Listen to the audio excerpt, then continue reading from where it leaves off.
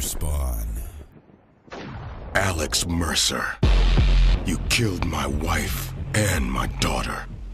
You turned me into this monster.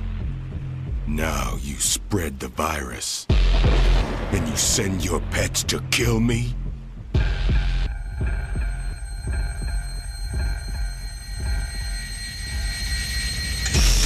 Sure, so the story so far is you're Sergeant James Heller, you're a brand new protagonist, and basically you've come back from the war, and you've come back to your city destroyed, and your wife and your daughter are dead to the hands of Alex Mercer and the virus.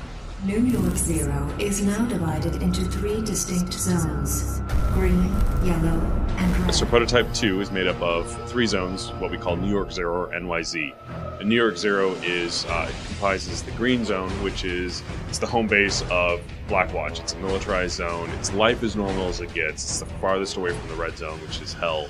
You've got the yellow zone, which is it's where people escape the red zone. It's a series of shanty towns. It's overcrowded. It's overpopulated. It's also where Gentek performs most of their human experiments. And then you've got the red zone, which really it's the virus in full force. Blackwatch is barely holding ground, and it's Alex Mercer's playground. Blackwatch is a government agency, and they're basically tasked with containing the virus.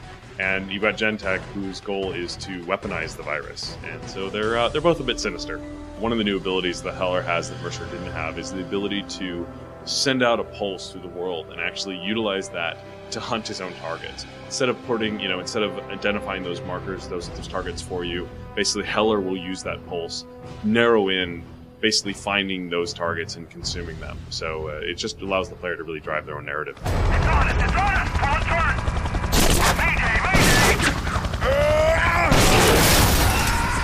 So the awareness system, so we took that hunting mechanic and we said, how else can we use it? So Heller has the ability to use his hunting pulse to find targets, find out who's watching who, and really set himself up to stay in a stealth situation.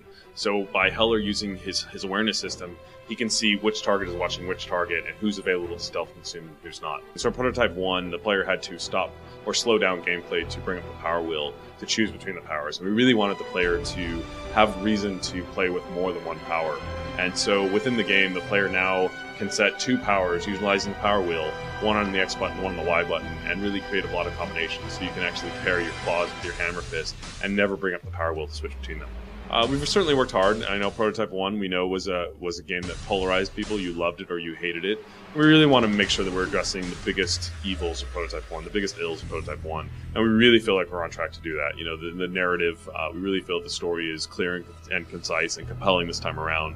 You know, the conspiracy is still there for those players who want it, but it's underneath the main storyline, which is just about going after Alex Mercer and taking back your city and getting revenge for the loss of your family. The gameplay, the core gameplay, the combat, in Prototype 1 you would get attacked from off screen. We want to make sure that it's always a fair battlefield and the player is much more in control of the combat.